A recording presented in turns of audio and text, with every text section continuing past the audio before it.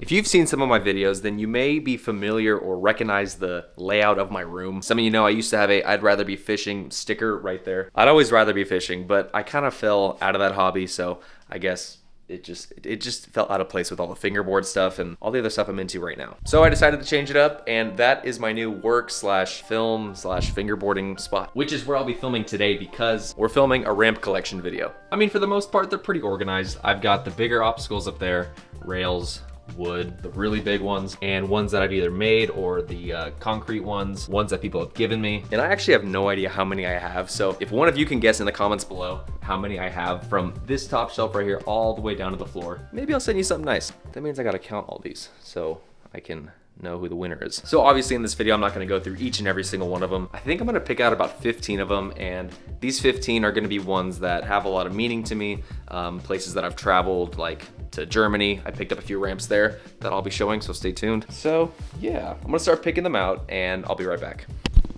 1, 2, 3, 4, 5, 6, I did not count that right. 1, 2, 3, 4, 5, 6, 7, 8, 9, 10, 11, 12, 13, 14. That's where it went. I thought I grabbed it. 15. All right, so we got 15 obstacles and 3 bonus ones. I know I said 15 obstacles, but I could not make this video without including those 3. So we've got 18 obstacles total, and I think this will only be part 1. So how this is gonna work, I'm gonna just take one obstacle, hold it up, give a short story, and do one trick on it. That way we keep it quickly moving, and there's some fingerboarding in this video, not just me talking. So out of these 15, what do I wanna start with? This one. This is my first ever obstacle that I bought. This is a Black River rail. It's a square rail, and this is their low one because they have 2. They have a high and a low. I picked this up in the beginning of 2018 because I started fingerboarding in 2017, and I wasn't quite sure if I wanted to spend money yet on fingerboarding. So if you've seen my videos, you know that I was super into scootering before I was into fingerboarding. Scootering was like the main hobby I did back then, and I wanted to spend all the money I had on that to probably try to get a sponsorship. It never worked. I never got sponsored. But yeah, so I was pretty hesitant on spending money on fingerboarding, so I finally did, and I bought this. It's just a perfect height, has lasted me this long, and it's still in amazing condition.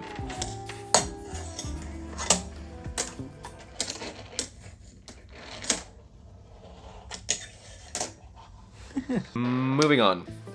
Staying in the time era of 2018, and probably my favorite obstacle to use still to this day is this level edge. The design on here is impeccable. The way it sounds when you grind on it, I just love that. My mom got me this for Christmas in 2018. And when I opened this and I saw it, I was like, dude, this is just, the design on it is so sick. Such a durable ledge, and the wear on it over the years, it looks super sick. And I also signed it a bunch of times underneath here. I really have no idea why. And out of every ramp in that closet, I think that I have used this one the most. So shout out to Level Edges, and yeah, I recommend. Oh, you know what? Same Christmas, actually. This is a arc ramp. I don't remember exactly what he calls this exact shape, but 2 things. 1, I dropped it and it chipped right there. And 2, it doesn't come with this amazing artwork because I did this. And the reason why this one is on the table as one of the chosen 15 was because I like my artwork, and I'm not a very artsy person, but I felt super artsy right here. Oh. Yeah, okay, so this was way before Christmas of 2018. This is a kicker from a company called Trust Ramps. I don't remember the company owner's name, but I met him at SoCal G8 sessions, and he had a bunch of stuff for sale. I don't think Trust Ramps is still in business, but at the time, this was also one of my first obstacles. And this may look smooth now, but when I bought this, I was like, this is the smoothest, glossiest, just the prettiest obstacle I've ever seen. Served me well back then, and is still going strong today. This next obstacle is the last one from that time period before I started Jake PFB. As some of you know, I love making my own obstacles, even though they don't turn out the best sometimes. It's the fact that I made it and it's DIY. So this is what I have. That didn't even make sense. This is a barrier, guys. Cardboard, tape, and I just molded it to look like a barrier, and it came out not perfect by any means. You can tell this side is a lot steeper than this side, but I'm not gonna lie. This is like my 3rd favorite ramp that I have in my entire collection. Even though this looks like a broken piece of concrete you'd find outside. It's got Sharpie drawings all over it, but this holds a very special place in my heart. And yeah, never gonna get rid of this. So I would say out of my entire ramp collection, I use maybe 9 frequently, and that barrier is on that list of 9. Okay, so I'm about to show you 1, 2, 3 obstacles that I picked up from my trip to Germany. First one is this one right here. I'm almost positive that Black River calls this the school bench. Is it called the school bench? Is it called the school bench?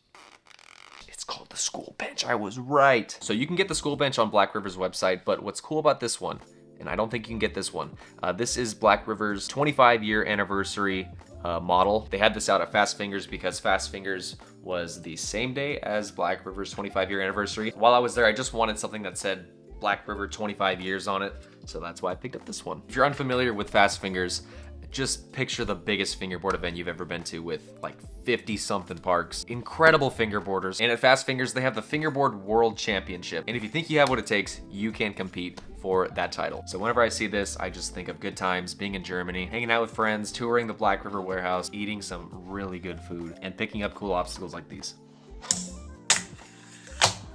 So backtracking a little bit, before we got down to the Black River warehouse, we were in Berlin, which is like 4.5 hours north, I think. We stopped by the ASI Berlin shop a few times, and I think it was either my last day or my first day there. I met Timo Kranz, and I picked up this obstacle because I wanted something that said ASI Berlin on it. You got the brick tiles, some transition, and I asked Timo Kranz to sign the bottom of it, and he did. So just having something that says ASI Berlin on it that I picked up myself while I was there and had Timo Kranz sign it, this is a keeper for sure. And I've really only used it like once or twice just because I want to keep it in this condition. It even has the pricing tag on it still. Got this for 15 euros.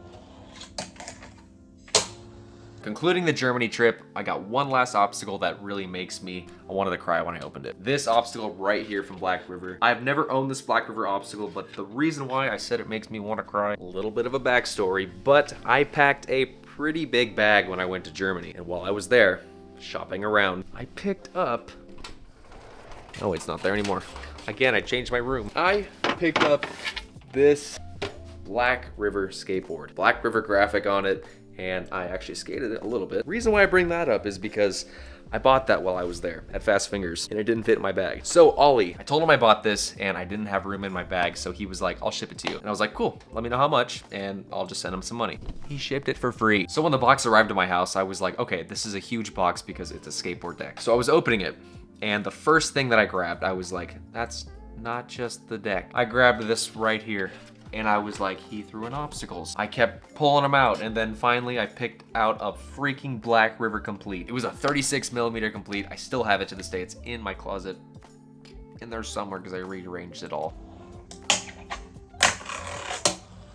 And Ollie, if you're watching this, I think about that day that I opened up all the amazing stuff that you sent, so thank you. And now it's time for one of the bonus obstacles because it involves being in Germany. So at Fast Fingers, I think we kind of just got there, so people were still coming in. And I was filming, and this kid comes up to me, and his name was Leandro. And he said he made me something, so he pulls this out of his bag, and it's a Diet Coke kicker. It's got fish on it here from my Pro Model Kalye decks with the 2 fish on it, some seaweed for the fish, and his Instagram. And it says have fun right there too. So one of my favorite things I have in my collection because he took the time to make this. I love Diet Coke, I love fishing. Let's get a clip on it, and shout out to Leandro.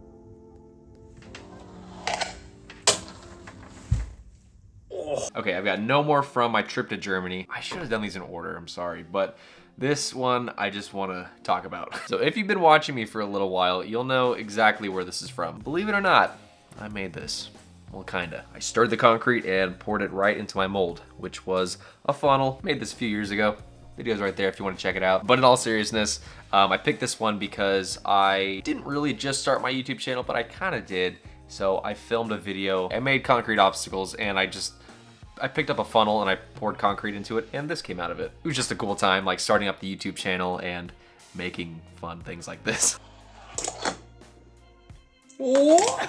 So not too long after Germany was a fingerboard event called Boards by the Beach. This was Boards by the Beach number 4, and it was hosted by Six Skates and Piro Wheels. Vito, the owner of Six Skates, was kind enough to have Chris and I out to Toronto, Canada to attend the event. Going to that event and just seeing the Toronto scene was just something I'll never forget. Vito and his family were amazing hosts, and that was just such an unforgettable trip. We went street riding in downtown Toronto. I met Piro Wheels for the first time, ate at Tim Hortons, and just experienced an amazing fingerboard event. I think I wanted to find like a t-shirt or a board that said Six Skates on it just to remember the trip. And I want to say he was out of it or what, I can't remember. But I went with this Black River Ledge, the brick box, I think they call it, and I put some Six Skates and Piro Wheel stickers on it. And I have one more obstacle here from Six Skates. This wasn't from my trip to Canada. Vito gave me this at the Fingerboard Con Hotel. We were staying there because we were attending the Flat-Face Rendezvous, and that hotel isn't too far from the event. This is the Little Tykes bench that he recreated. One of those, if you can see that. This thing's a lot of fun, and it sounds really cool when you grind on it too. And it pops out, so it's super easy to transport. I didn't break it. There was a huge group of us downstairs at the hotel. Vito showed that he recreated the Little Tykes bench, and we were all like, that's so cool. So we were fingerboarding on it, and Vito gave me this one. That was so forced. Another bonus obstacle. This was given to me at Boards by the Beach 4. The homie Dante made this for me, and I met him before the event. He's also from the States, and yeah, I was super stoked when he handed this to me, and he said that he made this just for me. This next obstacle is my favorite obstacle to travel with. I've posted about it many times, and it's the pocket rail. It's in the name.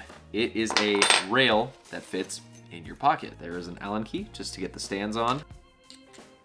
A perfect round rail that is easily taken apart. Very discreet. Looks like a metal straw. What are you bringing? The pocket rail? Yo, if they ask so, it's a drinking straw. I take it everywhere.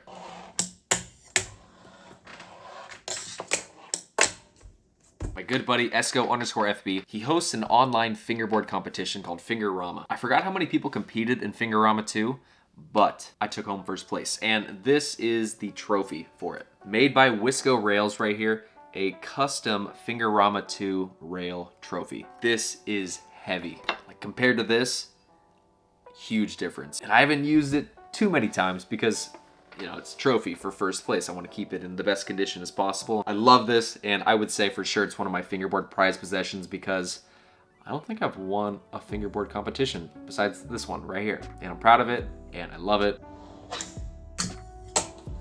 And one of my favorite and most unique obstacles that I own is this 7 rail from Grind Right and 7 Star Skate. I love that he took an L rail and just bent it a little bit to make it a 7. You got 7 stars here, 4 on this side, 3 on this side. Glossy purple with some sparkles. My buddy Tank, I'll put his Instagram right there. I was actually at his house not too long ago and he showed me the prototype of this before they released. I've got a full-length YouTube video right there where me and Tank built a fingerboard plaza, and it was so fun to build that together.